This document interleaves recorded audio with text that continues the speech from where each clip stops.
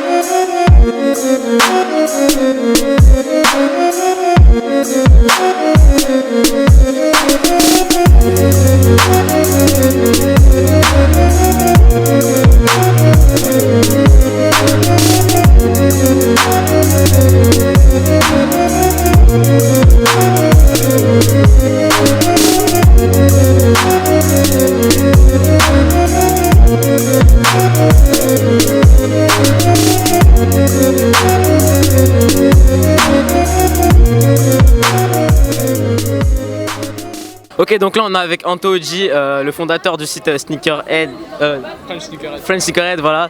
Donc déjà je voulais te demander comment ça va et tout. Franchement nickel, hein. Il fait beau et tout. Comment ça marche? Qu'est-ce que tu penses de l'event? Comment tu l'as trouvé? Franchement c'était lourd, je suis déjà venu plusieurs fois ici à cet event et des fois il y avait des problèmes d'organisation, des trucs comme ça, et là je trouve aujourd'hui c'était vachement mieux organisé. Okay. On pouvait mieux circuler dans les allées et franchement il y avait une super bonne ambiance, tout le monde était cool et franchement c'était un bon event. Ok, donc j'ai pu voir que tu avais fait le Crêpe City à Londres, le Bonjour Sneakers à Marseille. Qu'est-ce que tu en penses par rapport aux autres events? Comment tu pourrais le comparer aux autres? Bah, par rapport à Bonjour Sneakers je peux pas comparer parce que c'est vraiment un plus petit event, mais par rapport au Crêpe City qui est le plus gros event d'Angleterre, là c'est le plus gros event de France. Donc c'est comparable, franchement, Crêpe City c'est beaucoup plus grand, ils sont beaucoup plus. Bon, ça fait beaucoup plus longtemps qu'ils font ça aussi, mais on retrouve les mêmes gens, on peut même retrouver les mêmes gens ici qu'au Crêpe City, et voilà, c'est toujours la même chose, les mêmes paires, c'est la même ambiance, franchement c'est un gros event, et ils ont maintenant, le Sneaker Event, ils ont vraiment chopé une envergure de gros event, et c'est bien pour eux parce que j'espère que ça continue comme ça. Et du coup, au niveau de l'ambiance, qu'est-ce que t'en penses? Bah l'ambiance, voilà, je pense qu'il n'y a rien à améliorer. Au début, j'ai remarqué qu'il y avait quelques tensions et tout entre certaines personnes. Maintenant, c'est beaucoup mieux et ouais, franchement, non, c'est nickel. Franchement, faut revenir encore et encore. Et du coup, Sneakerness ou Sneaker Event? Ah ouais, Sneaker Event, excuse-moi. Sneakerness, j'avais déjà fait aussi. Ouais. C'est pas du tout la même chose par contre, Sneakerness, parce que déjà au Sneakerness, il y a la possibilité d'exposer ses paires. Ouais. Alors qu'ici, on n'expose pas, c'est que de la vente. Et Sneakerness, c'est vraiment une ambiance différente. Je trouve que c'est pas comparable par rapport à Sneakerness. Ok, d'accord. Ok, et du coup, est-ce qu'au niveau des prix, t'as trouvé que c'était raisonnable ou est-ce que c'est plus cher qu'aux autres events ou quoi? Bah, il y a tout comme d'hab en fait. Faut arriver tôt pour choper les bons trucs quoi. Et moi, j'ai eu la chance d'arriver dès le début et de pouvoir choper 2 paires à des prix de ouf. Mais ouais, sinon, il y a tout comme d'hab quoi. Mais franchement, les prix ça va. On a connu pire. Et du coup, tu m'as dit que t'avais acheté 2 paires, donc vas-y, ouais, dis-moi ce que t'as eu. J'ai pris une future Oreo, ouais. Jordan Future Oreo, donc là je l'ai au pied du coup, et une Jordan 4 Fire Red. Parce que okay. Les OG, donc Ok, ça marche. Bah écoute, je te remercie beaucoup. Vas-y, hein. Puis on se voit bientôt. This is a Chucky Beat production.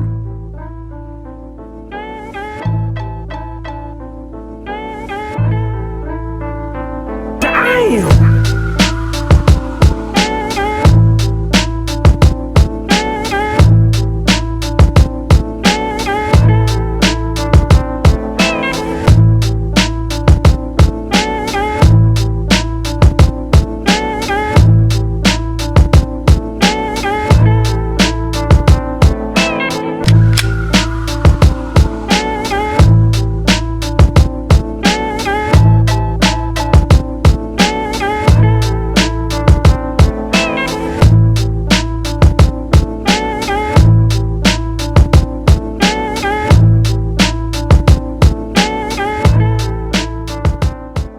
Donc voilà, là on se retrouve avec Sabrina que je pense vous connaissez à peu près beaucoup d'entre vous parce que beaucoup viennent de sa chaîne. Donc comment tu vas? Ça va, merci à toi. Moi ça va très bien. Alors déjà je voulais te demander, est-ce que tu as vraiment bien aimé cet event et qu'est-ce que tu en penses? Je je suis un peu sceptique, tu fais vite le tour en fait et une fois que t'as fait un stand, t'as fait tous les stands parce que tout le monde vend la même chose en fait. Qu'est-ce que t'as pensé des prix pratiqués sur les paires? Mais j'ai vu des trucs de dingue, j'ai vu des baskets que j'ai achetées en factory à 30 €, vendues à 180 €. Mais genre je me suis dit qu'ils se foutaient vraiment de la gueule des gens. C'était une vieille paire de Air Max One pardon. Elles étaient bleues et blanches, je les ai payées 30 €, ils les ont vendues 180. Après j'ai vu une paire de... encore une paire de Air Max One, c'est pas les Liberty London mais elles se ressemblent. C'est le même motif des Liberty mais en rouge, je sais plus comment il s'appelle le modèle. Je les ai payés 70, ils les revendent 220.